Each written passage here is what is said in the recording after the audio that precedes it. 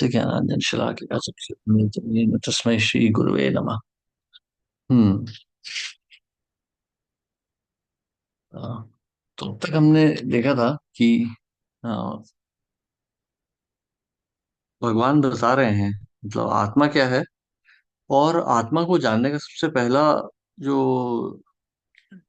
सबसे प्रथम चरण होता है वो क्या होता है। भगवान को जानने का सबसे प्रथम चरण होता है कर्म योग, मतलब सांख्य योग। पहले समझना कि हम कौन हैं और हमारी परिस्थिति क्या है, तो शारीरिक धर्म को समझना। शूद्र वैश्य क्षत्रिय ब्राह्मण, अपने धर्म को समझना कि हमारा कर्तव्य क्या है। मानव शरीर कर्तव्य के लिए ही मिलता है, तो पहले उस कर्तव्य को समझना जो शरीर से जुड़ा हुआ है।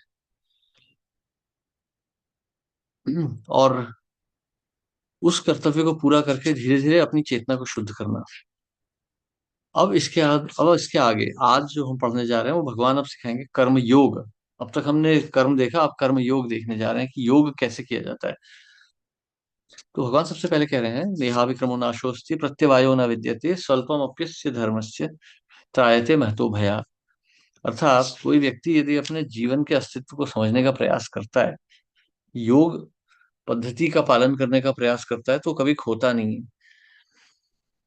मतलब जो भगवान को जानने का प्रयास कर रहा है, भगवान को जानने की कोशिश करेगा, मैं कौन हूं समझने की कोशिश करेगा, ऐसे व्यक्ति कभी खोएगा नहीं। क्योंकि वो चाहे कितने भी, उसके बाद चाहे वो थोड़ा सा ही शुरू करके इस पथ से भटक जाए, ये चेतना उसके साथ हमेशा रहेगी। और शरीर, कितने भी शरीर आ जाएं, वो हमेशा इस चेतना में रहेगा। तो इसका कभी विनाश नहीं होता है। इस संसार में की गई चीजों का नाश हो जाता है। हम चाहे कितने भी अच्छे डॉक्टर इंजीनियर बन जाएं, हम कितने भी बड़े बड़े इमारतें बना लें, कुछ भी कर लें, मृत्यु के बाद सब कुछ समाप्त हो जाएगा। लेकिन भगवान को प्राप्त करने की चेतना कभी समाप्त नहीं होने वाली है। वो हमेशा ऐसी की ऐसी ही रहेगी। जिस व्यक्ति की चेतना एक भगवान पे स्थित है वो हमेशा शुद्ध होती है। धीरे धीरे करके भगवान उसे शुद्ध कर देंगे। परंतु जिसकी चेतना किसी भी एक वस्तु पर नहीं है वो भटकता रहेगा। व्यवसायत्मिका बुद्धि एके कुरुनंदन बहु शाखा ही अनंतश्च बुद्धयो अव्यवसायिना। कि जिस व्यक्ति की भगवान में श्रद्धा है वो एक पथ पे चलेगा। लेकिन जिसकी श्रद्धा भगवान पर नहीं है उसकी श्रद्धा हमेशा बदलती रहेगी। इसीलिए कभी देखिए, पहले भारत में सब हिंदू थे, फिर आधे हिंदू बन गए, आधे मुसलमान बन गए, कुछ क्रिश्चियन बन गए। ये अन्य ये हो गई इसे कि बहुशाखा बुद्धि कहेंगे हम। मतलब भगवान यहाँ नहीं मिले तो वहां कहाँ मिलने वाले हैं। अगर आपको वैदिक शास्त्र पढ़ के भगवान नहीं मिल रहे तो इस्लाम पढ़ के क्या मिलने वाले हैं। जैसे यहाँ वेस्ट में मैं रहता हूँ, यहाँ बहुत से लोग हैं वो पहले क्रिश्चियन होते हैं, फिर वो नास्तिक बन जाते हैं, फिर वो हरे कृष्णा बन जाते हैं, फिर वो कभी मुसलमान बन जाएंगे, कभी बुद्धिस्ट बन जाएंगे। एक्चुअली कुछ बनना नहीं है उनको, हिंदू मुस्लिम क्रिश्चियन कुछ भी नहीं बनना है। उनको सिर्फ अपना मन की कारण कामनाएं पूरी करनी है। ये भी ट्राई कर लो, वो भी ट्राई कर लो, उन्हें भगवान नहीं चाहिए। भगवान चाहिए होते तो कहीं भी मिल जाते। जैसे प्रभुपाद कहते हैं ना कि आप क्रिश्चियन हो या मुस्लिम हो फर्क नहीं पड़ता है। आपको यदि श्रद्धा है, आप श्रद्धा से फॉलो करो अपने मार्ग को, तो आपको भगवान वहीं मिल जाएंगे। लेकिन श्रद्धा होनी चाहिए। श्रद्धा ही नहीं है तो आप कितने भी धर्म बदलते रहिए, कुछ नहीं होने वाला है। हम्म। तो जिस व्यक्ति की जो चेतना होती है छोटी होती है, वो हमेशा छोटी मोटी चीजों से ही आकर्षित होता है। कि जो मतलब लोग हैं कर्म कांड में फंस जाते हैं। याम इमाम पुष्पिताम वाचा प्रवदन्ते अविपश्चिता वेदवाद रतः पार्थ नान्याद अस्तीति वाजना कामात्मान स्वर्ग परा जन्म कर्म फल प्रदाम क्रिया विशेष बहुलाम भोगेश्वर गतिम प्रति। जिनकी चेतना छोटी होती है ना वो कर्म कांड में फंस जाते हैं, छोटी छोटी चीजों में। यहाँ पर भगवान कह रहे हैं कि वेद धर्म की बात कर रहे हैं, धर्म शास्त्र की, जहाँ पे मतलब जो लोग छोटी छोटी चीजों में वैदिक शास्त्रों में, जैसे हम देखते हैं ना गणपति की पूजा कर रहे हैं, देवी की पूजा कर रहे हैं, हे देवी माँ मुझे नौकरी दिला दो, पत्नी दिला दो, गाड़ी दिला दो, इस चीजों में लगे हैं। वैसे ही आप देखिए, धर्म का नाम आज के दिन केवल अपनी कामनाएं पूरी करना है। लोग चर्च में भी जाते हैं, O Lord give this day our daily bread. अब ये सब क्यों भगवान से मांगना, वैसे भी मिलने ही वाला है ये सब। अगर भगवान ने ब्रेड नहीं देनी होती तो वो मार ही देते थे पकड़ के। ऐसे भूखा मारने के लिए नहीं छोड़ देंगे, भगवान देंगे ही देंगे। ये सब भगवान से मांगने की चीजें नहीं है। भगवान से मांगना है तो भगवान को ही मांग लेना चाहिए। तो इसलिए यहाँ पर अब भगवान कह रहे हैं अर्जुन से कि ये सब छोटी छोटी चीजों के पीछे मत दौड़ो। हम्म। भोगैश्वर्य प्रसक्ता नाम तयापहृत चेतसाम व्यवसायत्मिका बुद्धि समाधुना विधीयते। जो इस तरह की चीजों में फंसे रहते हैं उनकी बुद्धि कभी स्थिर नहीं होती है। इसीलिए आप देखिए ना, जैसे आज के दिन समाज में इतने सारे एक्स्ट्रा मैरिटल अफेयर हो रहे हैं, क्राइम्स हो रहे हैं, क्यों हो रहे हैं? क्योंकि कामनाओं को पूरा करने दौड़ रहे हैं लोग। कामनाएं पूरी होने नहीं वाली। अगर आप को स्त्री ही चाहिए, आप स्त्री के पीछे दौड़िए, पुरुष के पीछे दौड़िए, तो एक मिल जाएगा, फिर उससे मन भर जाएगा, फिर दूसरा चाहिए होगा। फिर इधर से उधर, जैसे लोग कहते हैं ना, गाड़ी खरीदी, आज मोटरसाइकिल चाहिए तो कल स्कूटर चाहिए, परसों कार चाहिए। अगर हम भौतिक वस्तुओं पे अपनी इच्छाएं रखेंगे तो कभी स्थिर नहीं होने वाली। हम कभी एक जगह पे स्थिर नहीं हो पाएंगे। हम यहाँ से वहां भागते चले जाएंगे। तो इसलिए भगवान कह रहे हैं कि इन तीन, ये जो इच्छाएं हैं ना सारी, ये तीन गुणों से आ रही है, रजोगुण, तमोगुण, सत्वगुण। तो भगवान अर्जुन से कहते हैं कि इन गुणों के परे हो जाओ, अपने मन को आत्मा में स्थिर करो, भगवान में स्थिर करो। इन सब चीजों के पीछे मत दौड़ो। त्रैगुण्य विषया वेदा निस्त्रैगुण्यो भवार्जुन, निर्द्वंद्व नित्य स्थिर, नित्य सत्वस्थो निर्योग क्षेम आत्मवान। ये भौतिक इच्छाओं के पीछे दौड़ना बंद कर दो, इससे शांति नहीं मिलने वाली है। तुम जिन इच्छाओं को पूरा करना चाहते हो वो भगवान को प्राप्त करके पूरी हो जाएंगी। यावान अर्थ उदपाने सर्वतः संप्लुतोदके, तावान सर्वेषु वेदेषु ब्राह्मणस्य विज्ञानतः।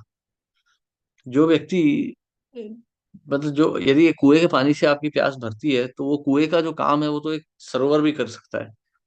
सरोवर तो आराम से कर लेगा, एक कुएं का 100 कुओं का काम कर लेगा। तो वैसे ही जो व्यक्ति भगवान को पा लेता है, वो व्यक्ति, सारी उसकी इच्छाएं पूरी हो जाती हैं। क्योंकि ये इच्छाएं केवल हमारे मन से जुड़ी हुई हैं।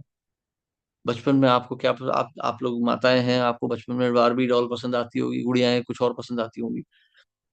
अब वो सब नहीं पसंद आता, अब आपको कुछ और चाहिए। ये सब अलग अलग, ये हमारी इच्छाएं होती हैं। बचपन में एक लड़का हॉट व्हील्स से खेलेगा, बड़ा होगा तो कार खरीद लेगा। इच्छा बदल जाएगी। आप नहीं देखेंगे कि कोई 40 साल का आदमी हॉट व्हील्स खरीद के फिर उसके साथ खेल रहा है, नहीं। इच्छा बदल गई। मतलब एक श्रेष्ठ इच्छा आ गई ना, एक छोटी तुच्छ इच्छा छूट गई, अब एक श्रेष्ठ इच्छा आ गई। तो वैसे ही भगवान को प्राप्त करने से आपकी ये तुच्छ इच्छाएं निकल जाती हैं। तो क्योंकि भगवान तो मतलब सभी इच्छाओं की पूर्ति कर देते हैं ना, हमारी चेतना को ही शांत कर देते हैं, तीनों गुणों से पार। तो जो भगवान को प्राप्त कर लेता है, उसे सारे वेदों के शास्त्रों के ज्ञान समझ में आ जाता है। उसे सुख प्राप्त होता है। शास्त्रों में लिखा है ना, सर्वे सुखिना भवन्तु। हर जीव सुखी होना चाहता है। तो हर जीव सुखी तो होना चाहता है, पर उस सुख को प्राप्त करने के लिए वो तरह तरह के तरीके अपना रहा है, प्रावधान कर रहा है। जैसे कोई शादी कर रहा है, कोई घर खरीद रहा है, कोई नौकरी कर रहा है, कोई कुछ कर रहा है, इलेक्शन लड़ रहा है। सब सुख को प्राप्त करने का मार्ग है, लेकिन सुख मिल नहीं रहा है। सब चिंतित हैं। तो इन सब से अगर छूटना है, इन सब से परे होकर सुख प्राप्त करना है, तो एक व्यक्ति को भगवान को पाना चाहिए। भगवान को पाएंगे तो सारे सुख एक जगह पर ही मिल जाते हैं। कर्मण्येवाधिकारस्ते माँ फलेषु कदाचन, माँ कर्म फल हेतु भूर माते संगोस्त्व कर्मणि। कि हर जीव को कर्म करने का अधिकार है, उसके फल का नहीं है। फल प्रकृति देती है। लोग कहते हैं ना कि मैं तो बहुत मेहनत करता हूँ लेकिन कुछ होता नहीं है। और कोई हम देखते हैं बिना ही मेहनत किए निकल जाता है। जैसे देखिए, आईआईटी के जो टॉप 100 के स्टूडेंट्स होते हैं ना, वो 8 घंटे बैठ के पढ़ाई नहीं करते। वो नेचुरली टैलेंटेड होते हैं। एक बार पढ़ लिया, उनकी बुद्धि खुल गई। वो लोग 1-2 घंटे पढ़ेंगे, उतने से ही आईआईटी के टॉप मार जाते हैं। तो ऐसा कैसे? कोई लड़का तो पढ़ पढ़ के भी फेल हो जाता है, कोई कुछ नहीं पढ़ता है फिर भी पास हो जाता है। ऐसा क्यों होता है? ये सब प्रारब्ध से होता है। पिछले जन्मों से चले आ रहा है ये सब। इसलिए, और क्योंकि ये संसार भगवान का है ना, ये भगवान का बनाया हुआ संसार है, तो भगवान का है ये सब कुछ, तो भगवान की इच्छा है ना। यदि सड़क पे भिखारी बैठे हैं, किसी भिखारी को 100 रुपए मिल जाएंगे, किसी भिखारी को कुछ नहीं मिलेगा, किसी को 1 रुपया मिलेगा। तो ये सब जो है, ये तो मतलब भिखारी का तो अधिकार नहीं है ना, वो तो केवल अपना प्रयत्न कर सकता है। वैसे ही जीवात्मा भी जो इस संसार में जी रहा है, उसको अधिकार नहीं है, क्योंकि ये संसार भगवान का है। तो भगवान का अगर ये संसार है, तो हम भगवान जो देंगे हमें उससे संतुष्ट रहना पड़ेगा, ये कहना चाह रहे हैं यहाँ पर। तो इसलिए कर्मण्येव अधिकारस्ते, आप अपना कर्म कीजिए। आप फल की चिंता मत कीजिए, फल अपने आप आएगा। क्योंकि माँ कर्म फल हेतु तो माँ फलेषु कदाचन माँ कर्म फल हेतुर्भुर माँ ते संगोष्ठा कर्मणि। हर व्यक्ति को अपना धर्म करने की अनुमति है, अपने धर्म का पालन। उस धर्म का फल उसके कर्मों के अनुसार मिलेगा। उसकी अपेक्षा मत कीजिए, जो आना है आएगा। यदि आपने धर्म का पालन किया तो वो आपको शुद्ध कर देगा। वही शुद्धि का मार्ग है इस संसार से। इसलिए भगवान कह रहे हैं कि योगस्था कुरु कर्मणि संगम त्यक्त्वा धनंजय सिद्ध्य असिद्ध्यो समभूत्वा समत्वम योग उच्यते। कि अपनी कर्तव्य में स्थिर हो जाओ। और ये मतलब कि आपको सफलता मिलेगी या विफल हो जाओगे, ये सब के बारे में मत सोचो। भगवान ने गीता भी यहीं से शुरू की थी ना सबसे पहले। मात्रा स्पर्शस्तु कौन्तेय शीतोष्ण सुख दुखदा आगमापायिनो नित्यास्तां तितिक्षस्व भारत। कि संसार में आप आए हो तो सुख दुख सर्दी गर्मी लगी रहेगी। आप इनके चक्कर में फंस मत जाओ। आप दुख को सुख बनाने में मत बैठ जाओ। आप सर्दी को गर्मी, गर्मी को सर्दी मत बनाओ, क्योंकि इससे कुछ नहीं होने वाला है। आप प्रकृति में रह रहे हो, प्रकृति का नियम ही यही है, ये नहीं बदलने वाली। तो आप अपने धर्म का पालन करो। अगर बारिश पड़ रही है तो क्या हम तौलिया लेके सुखाएंगे अपने आप को? नहीं, हम छतरी लेके बारिश से ही हटने का प्रयास करेंगे। वैसे ही इस प्रकृति से हमें दुख आ रहे हैं तो हम इसको ही बदल, दुख को सुख में नहीं बदल सकते। पर हम जो है इस दुख सुख से परे हो सकते हैं, इस प्रकृति का को छोड़कर। अर्थात संसार के माया को छोड़कर हम भगवान की शरण ले सकते हैं। इसका अर्थ होता है, इसको कहते हैं योगस्थ, योग में स्थिर हो जाना। दूरेण हे अवरम कर्म बुद्धि योगात् धनंजय बुद्धौ शरणम अन्विच्छ कृपाण फल हेतव। कि हे अर्जुन, ये फल की कामनाएं जो है ना, इनको त्याग दो। इन्हीं की वजह से तुम्हें दुख आ रहा है। जो अपने ही कर्मों के फल को भोगना चाहते हैं वो कृपण होते हैं, कंजूस होते हैं। ऐसे व्यक्ति जो है उनका उद्धार नहीं हो सकता। क्योंकि इस जन्म में तो कर्म कर लिए, अगले जन्म में तो ये कर्म समाप्त हो जाएंगे। फिर कोई अंबानी अडानी कुछ नहीं बचेगा, फिर सब आदमी भिखारी बन के पैदा होंगे। क्योंकि इसी जन्म में सब कुछ भोग लिया। यदि इस जन्म में कुछ फल मिल रहा है तो उसे भगवान को दे देना चाहिए। भगवान को दे देंगे तो हमारी चेतना शांत हो जाएगी। जो व्यक्ति योग करता है इस प्रकार से, वो अच्छे और बुरे फल दोनों से मुक्त हो जाता है। अच्छे फल भी, मुक्त बुरे फल भी। जो भगवान को स्मरण करता है। तो ऐसा क्यों होता है? क्योंकि अच्छे और बुरे चाहे कोई भी फल हो, वो हमें जन्म मृत्यु के संसार में बांध देते हैं। बुरे फल तो हमें सहने ही पड़ने, उन्हें पड़ते हैं, उन्हें झेलने के लिए तो आना ही पड़ेगा।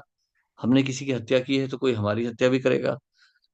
लेकिन अच्छे फल जो हैं इस संसार के, वो भी हमें इस संसार में बांध देते हैं, और वो अच्छी बात नहीं है। क्योंकि संसार क्या है? जन्म मृत्यु जरा व्याधि। जन्म मृत्यु तो होनी है, बुढ़ापा भी आएगा, बीमारियां भी लगेंगी। ये तो अच्छी बात नहीं है। यदि आप कितना भी पुण्य कर लें, कितने भी बड़े पुण्यात्मा बन जाए, आपको ये तो जन्म मृत्यु जरा व्याधि तो मिलनी मिलनी है। तो इसीलिए पुण्य भी इस संसार में अच्छा नहीं है। वो भी हमें संसार से बांध देता है। तो करना क्या चाहिए? करना सिर्फ वही चाहिए जो भगवान की इच्छा हो, अर्थात योग। भगवान का स्मरण करना चाहिए। तो इस संसार में योग का सबसे सरल मार्ग क्या है? हरेर नाम हरेर नाम एव केवलम कलौ नास्त्येव नास्त्येव नास्त्येव गतिर अन्यथा।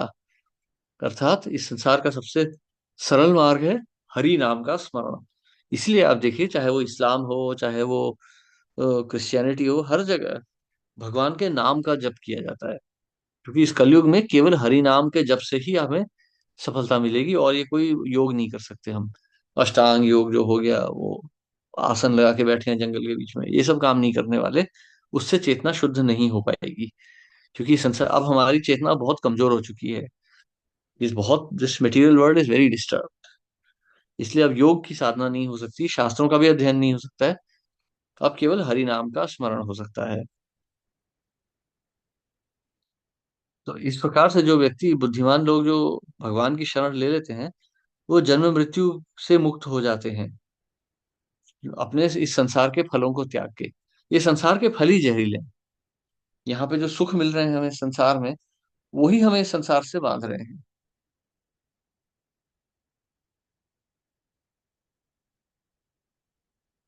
हम्म। तो इस तरह से गीता पढ़ के, भागवत पढ़ के जो भगवान की शरण ले लेगा, उसकी चेतना शांत हो जाएगी। यदा ते मोह कलिलम बुद्धिर व्यतितरिष्यति, तदा गंतासि निर्वेदम श्रोतव्यस्य श्रुतस्य च। तो इस प्रकार से जो व्यक्ति भगवत वाणी सुन लेगा, भगवत गीता भागवतम समझ लेगा, उसकी चेतना शुद्ध हो जाएगी। फिर वो कहीं संसार की कही सुनी बातों पे ध्यान नहीं देगा, फिर उसकी चेतना पूरी तरह से इससे ऊपर हो जाएगी। जैसे हम कोई शहर छोड़ देते हैं, तो उस शहर के चलने वाली घटनाओं को हम भूल जाते हैं, धीरे धीरे हम उस पर ध्यान नहीं देते। उसी प्रकार से जब हम अपनी अपनी चेतना बदल देते हैं, तो संसार की चेतना को छोड़ के जब हम भगवान की चेतना में अपना मन लगाते हैं, तो फिर ये संसार की जो गॉसिप है, ये फिर हमें असर नहीं करती है। हम्म। और इस प्रकार से जब हमारा मन शांत हो जाता है, तब हम स्वरूप सिद्ध हो जाते हैं। When your mind is no longer disturbed by the flowery language of the Vedas, and when it remains fixed in the trance of self-realization, then you will have attained divine consciousness. इसको योग सिद्धि कहते हैं। जब मन शांत हो जाता है, संसार की उथल पुथल से ये परेशान नहीं होता। हिंदुओं ने क्या किया, मुसलमान क्या कर रहे हैं, क्रिश्चियन क्या कर रहे हैं, इंडिया ने क्या किया, चाइना ने क्या किया, पाकिस्तान ने क्या किया, ये सब चीजें तब छूट जाएंगी जब हमारी चेतना अब आत्मा में स्थिर हो जाएगी। ठीक है, ये सब होने दो, ये संसार है, ये चलता ही रहेगा। इंडियन पाकिस्तानी नहीं लड़ रहे हैं तो कुरु और पांडव लड़ेंगे आपस में। कौरव पांडव नहीं लड़ रहे हैं तो राम और रावण लड़ेंगे। चलना ही, ये तो संसार का नियम ही है, क्लेश तो यहाँ होना ही होना है।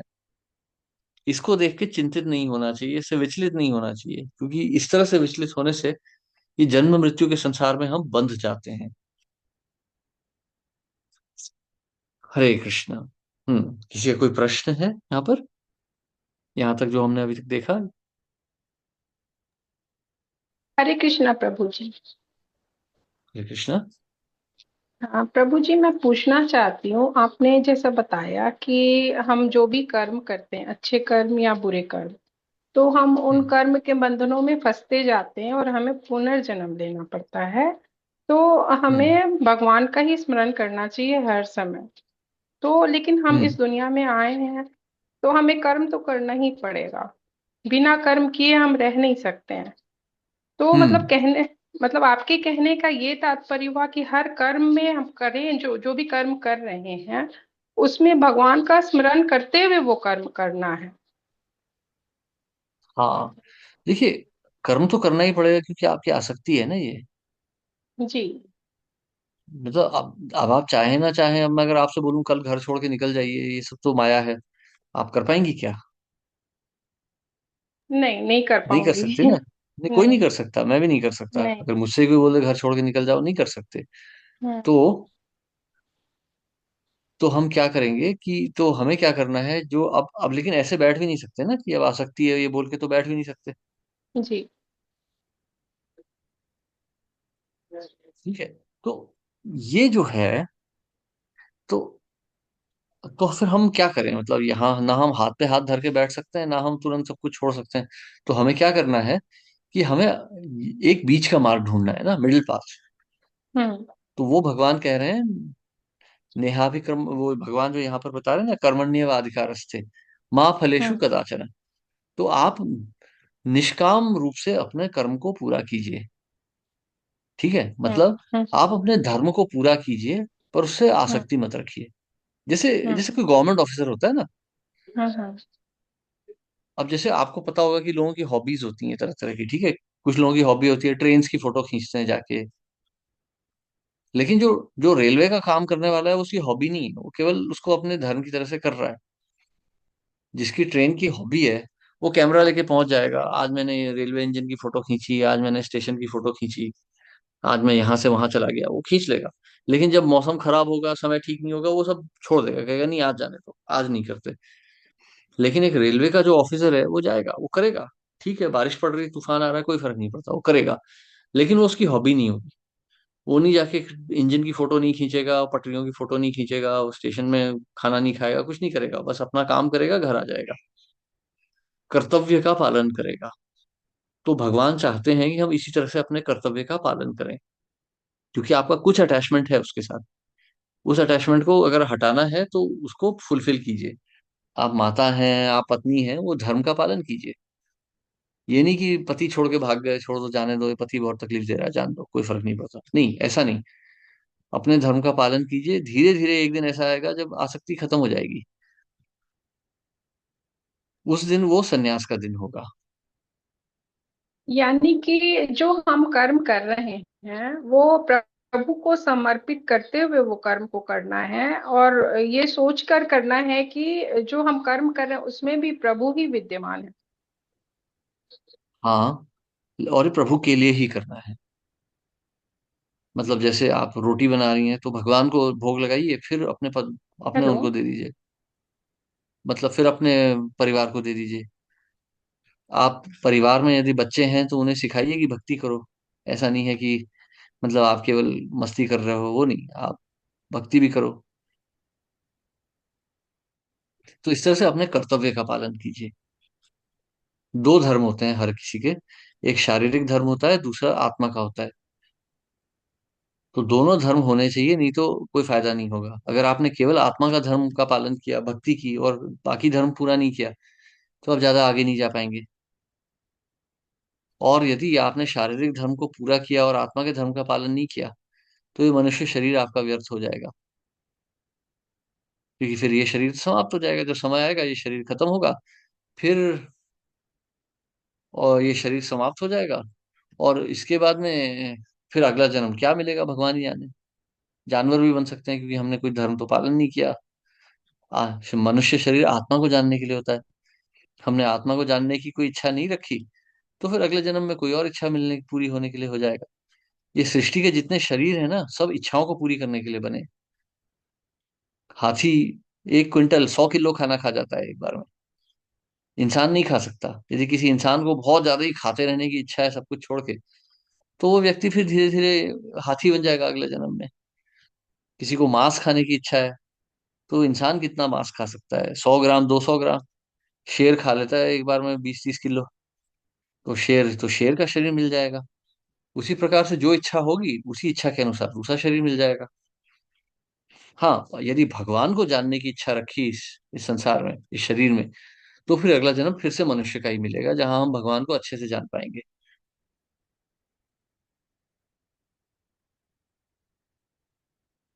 जी प्रभु जी।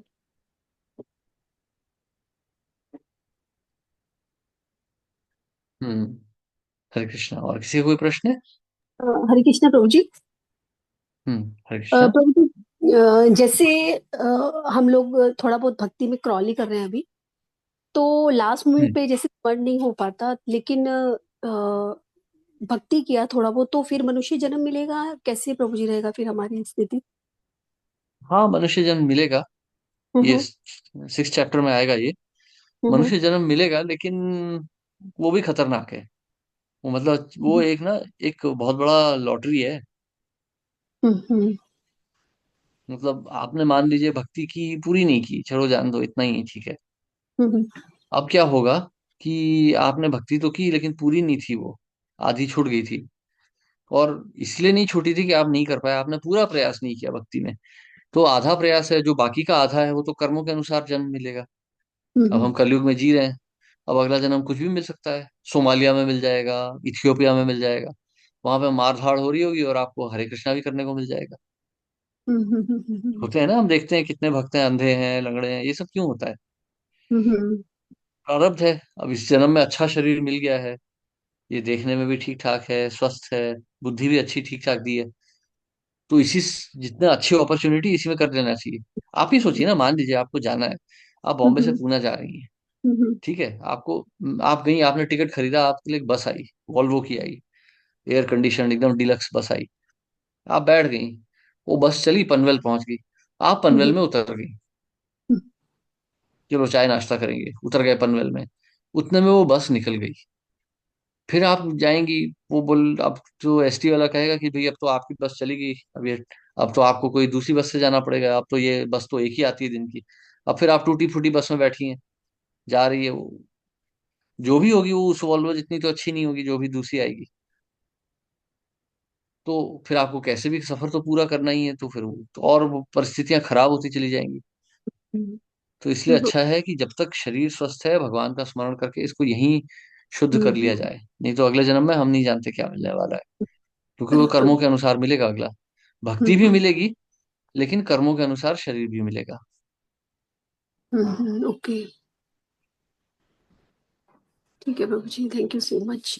प्रभु जी, माया का इतना प्रभाव है बहुत ज्यादा। माया बहुत डरावनी है, माया हम्म, खतरनाक होती है। जैसे वो होता है ना, मतलब मैं आपको एक उदाहरण देता हूँ। जब मैं स्कूल कॉलेज में था, तो बहुत से लड़के बिगड़े हुए होते थे, शराब नशा वगैरह में लगे रहते थे। मतलब मैं आपको ये मैं आपको एक लाइव उदाहरण दे रहा हूँ। आप लोग माता जी लोग हैं, इसलिए मैं आपको प्रैक्टिकली एग्जांपल दूंगा इस विषय में। जब मैं इंजीनियरिंग पढ़ रहा था, तो सेकंड ईयर में जब मैं गया, तो हमारी एक जूनियर आई लड़की। वो कहीं गांव से ही आई थी पढ़ाई करने, और वो कॉलेज में आके गलत लड़कों के चक्कर में फंस गई। तो थोड़ी सा, मतलब बच्चे ही होते हैं ना, अकल कहाँ होती है किसी में इतनी। वो लड़की गलत लड़कों के चक्कर में फंस गई, उसके 10-15 अफेयर्स हुए, पता नहीं कितने अबॉर्शंस हुए।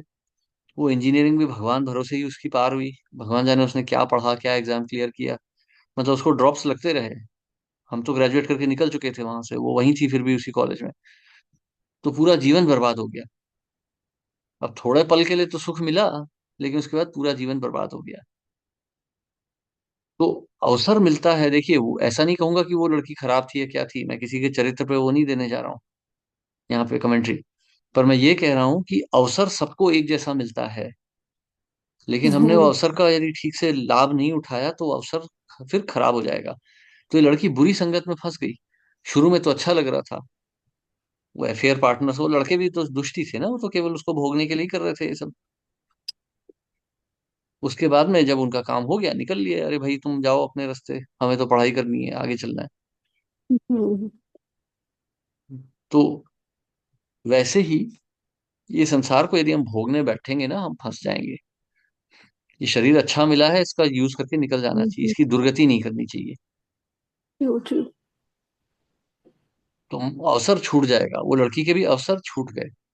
हम्म, मतलब कॉलेज था, 4 साल में अच्छे से इंजीनियरिंग पढ़ लेती, अच्छा भविष्य बनता। अरे किसी पुरुष का ही संग करना था ना, तो पढ़ाई करके भी तो हो जाता। पुरुष तो कहीं भागे नहीं जा रहे। हम्म, लेकिन जिस काम के लिए आए हैं उस काम को पूरा करना चाहिए। फंस गई बुरी संगत में, और पूरा फिर उसका दुर्गति हो गई।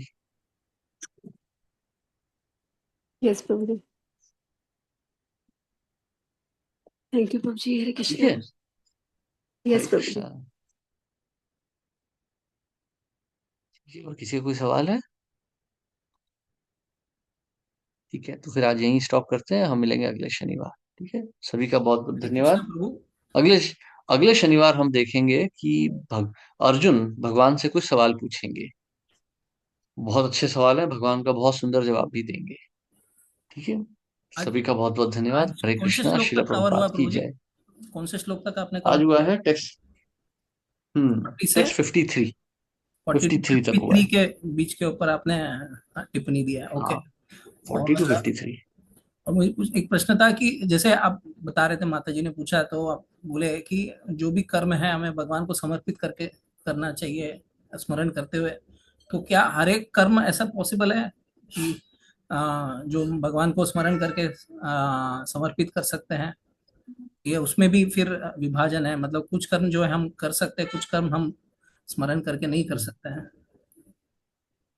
नहीं, देखिए नियम होते हैं, नियमों के अनुसार। मतलब अब मैं शराब पीने जाऊंगा और कहूंगा ये भगवान को समर्पित करता हूँ, तो वो नहीं होगा। हर कर्म नहीं हो सकता।